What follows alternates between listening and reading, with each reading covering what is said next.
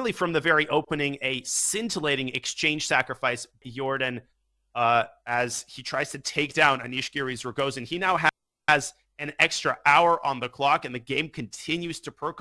It continues to heat up. We see that Anish Giri has managed to take his king out of the center, as has Jorden. The last move of the game is queen a3, 2b4, attacking the bishop on c4. I'll pass it back to you, Robert, but before I do, I'll just point out that Jorden van Foreest has indeed pushed his pawn up to h5, and he's not so much trying to go h6 as he is trying to prevent the possibility of g6. And knight g5, that is the enemy at Anish Giri's door. Wow, and the position is looking very scary for the black. Knight g5. Whoa. Yeah, knight g5. Have to go g6. Let's bring up an analysis board.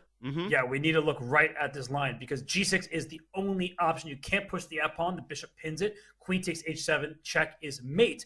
So g6, pawn takes g6. You can't take back on g6. That's the big problem. And if you take on g6, you can't take back with the pawn, but you go queen takes c4. That's a very important move to include because if g takes f7 check, the rook takes on f7, defending h7 immediately. And if knight takes rook, as you're pointing out, knight e2 check will scoop up the white queen, and black would win the game.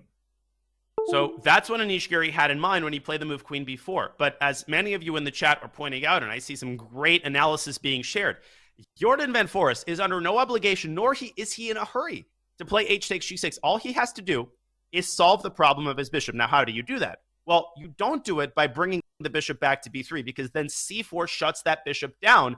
That's, the benefit of having that pawn on c5.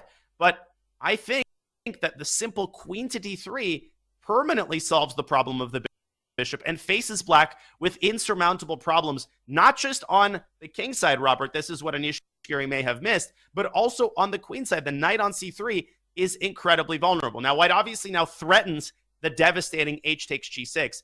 The problem isn't that black can't defend against that. He can, and he can do that in several ways. Let's say black brings the king up to g7, solving the problem of the pin along the a2, g8 diagonal. White will bring the rook over to c1, hitting the knight.